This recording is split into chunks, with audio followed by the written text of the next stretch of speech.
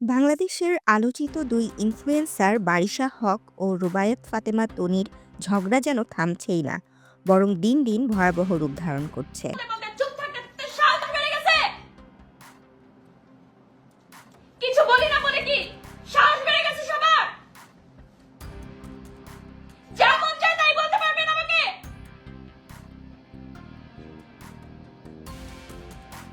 দিন রাত নাই, খাওয়া নাই, কাজ নাই, একটা ব্র্যান্ডকে উঠানোর জন্য কাজ করি। আমার 15টা শাড়ি দরকার। আমি সেই জায়গায় আছি, যে কোনো ব্র্যান্ডে গেলে পুরো শোরুম আমাকে খালি করে দেয় যে আপু পরেন আপনি, পরে জাস্ট একটা ট্যাগ দিবেন আমাদেরকে, আর সেটার জন্য আপনাকে পেমেন্ট করবো, কারণ যে ড্রেসটা বিক্রি হবে সেটার কমিশন দিব আপনাকে। সবকিছুর বিচার হবে। সম্প্রতি দেশের একটি ব্র্যান্ডের হয়ে এক সংবাদ সম্মেলনে কথা বলেন তনি। এ সময় বারিশা হকের বিরুদ্ধে অভিযোগ করেন তিনি বারিশের নামে অভিযোগ তুলে বলেন, বারিশা হক কথিত ওই ব্র্যান্ডের ফটোশ্যুট করার সময় ব্যাঘাত ঘটিয়েছেন। এছাড়া এ মডেল ও অভিনেত্রীর নামে কনসেপ্ট চুরির অভিযোগ তুলে তনি আরও বলেন, বারিশ হক তাদের শ্যুট কনসেপ্ট চুরি করেছেন এবং এই নিয়ে তার সঙ্গে কথা বলেও কোনো লাভ হয়নি ব্র্যান্ডটির। শেষ পর্যন্ত তারা বাধ্য হন সংবাদ সম্মেলন করতে। কত ভালো হইলে সারা বাংলাদেশের মানুষ ইঁদুর মুখী ডাকে। কত ভালো হইলে সারা বাংলাদেশের মানুষ ইন্দুর মুখী ডাকে। হ্যাঁ, আমি যে রেস্টুরেন্টের মালিক না, সেটা আমি মানে কি বলবো, সেটার জন্য প্রমাণের দরকার না, আমি মুখ দিয়ে বলছি সেটাই বেশি। রেস্টুরেন্টে যান, যা জিজ্ঞাসা করেন তোমাদের মালিককে।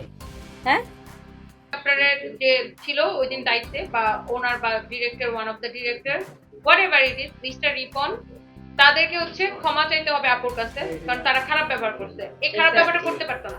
আজকে যদি উনি দেখে, উনি একজন ভদ্র মহিলা দেখে ওনাকে কি তুমি লোকজন নিয়ে জোর করে সরাই দিয়ে তুমি একটা শুট করে ফেলতে পারতো, বাট এই জিনিসটা যদি ওখানে যদি আমি থাকতাম, এক্স্যাক্টলি, তুমি এটা আমার সাথে করতে পারতা না।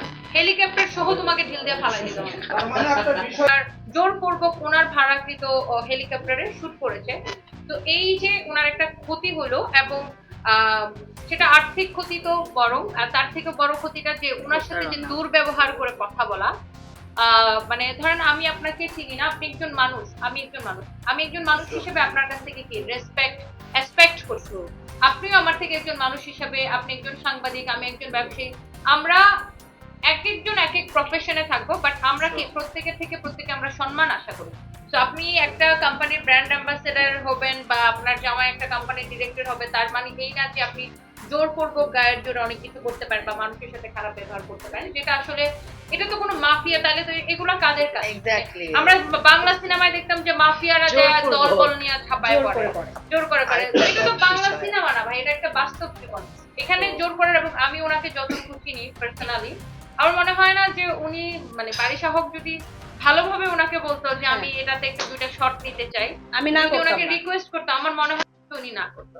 বাট আপনিও একজন, ঠিক আছে, আপনি positively negatively whatever it is, আপনি সোশ্যাল মিডিয়াতে ভাইরাল, বাট উনিও আরেকজন সম্মানী ব্যক্তি।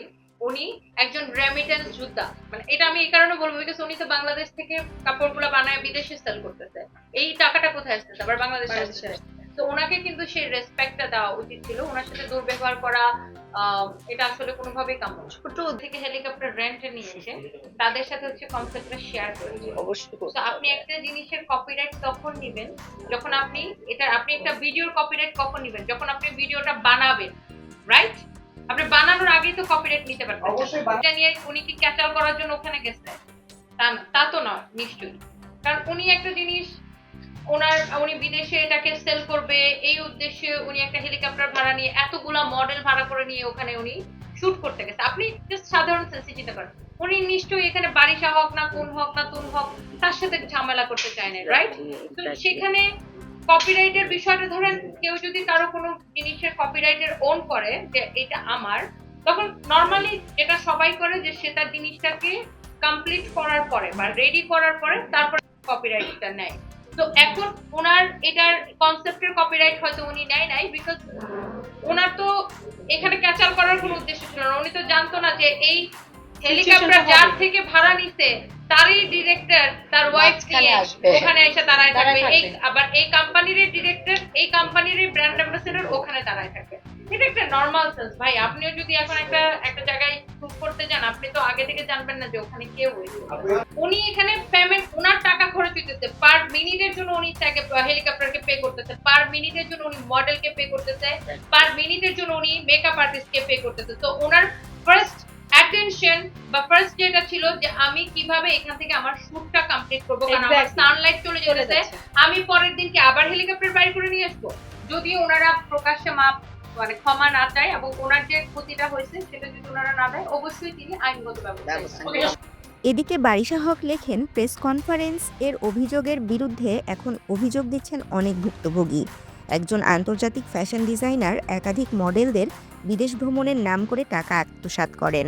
আরেকজন নারী উদ্যোক্তা রেস্টুরেন্টের ফেক ব্যবসায়ী পরিচয় দিচ্ছেন সামাজিক যোগাযোগ মাধ্যমে। আরেকজন প্রমোশনের নামে টাকা নিয়ে মাসের পর মাস ঘোরাচ্ছেন অনলাইন পেজের মালিকদের। কথায় আছে না, অন্যের জন্য কবর খুঁড়তে গেলে নিজেই সেই কবরে পড়তে হয়। আল্লাহ ছাড় দেন কিন্তু ছেড়ে দেন না, সত্যের জয় হবেই। বারিশার এই স্ট্যাটাসের পর তনি থেমে থাকেননি, তিনিও পাল্টা জবাব দিয়ে একটি স্ট্যাটাস দেন। লেখেন, বাড়াবাড়ি সবার সাথে করেছেন, আমার সাথে না। আপনার সেক্টরের কোনো প্রমোটার পর্যন্ত আপনাকে দেখতে পারে না, কেন ভেবে দেখেছেন? আপনার মতো ফেক শো অফ করে আমি মার্কেটে ভিউ ধরে রাখিনি। মানুষ আমাকে ভালোবাসে, তাই যখন কোথাও নিজের শোরুম ওপেন করি হাজার হাজার মানুষের ঢল নামে, যার ভিডিও সোশ্যাল মিডিয়াতে অভাব নেই। রেস্টুরেন্টের প্রসঙ্গ তুলে তনি আরও লেখেন, আমি নিজেকে ফেক রেস্টুরেন্টের মালিক বলছি, এটা প্রমাণ করতে পারলে সোশ্যাল মিডিয়াতে চেহারা দেখাবো না। সাহস থাকে আমার নাম ধরে পোস্ট দেন, মিথ্যা ছড়ানোর জন্য কান ধরে উঠবস করাবো। সবাইকে নিজের মতো ভাববেন না, আমি পানির মতো স্বচ্ছ পরিষ্কার।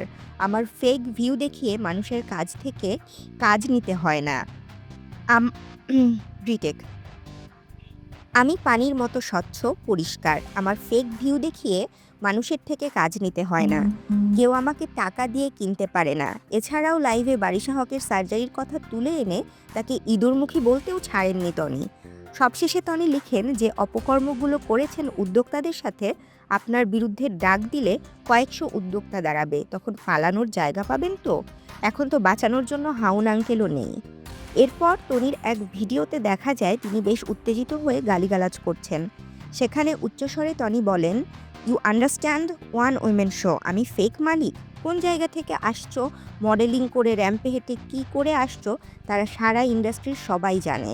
আমাকে তেমন করে আসতে হয়নি। উল্লেখ করে তনি আরও বলেন, সো আমার মুখ খোলাইও না। আমার কোনো বাজেভাবে সোশ্যাল মিডিয়ায় ভাইরাল হওয়া লাগে নাই। আগে স্বামী ছিল, এখন নাই। এখন আমি ওয়ান উইমেন শো।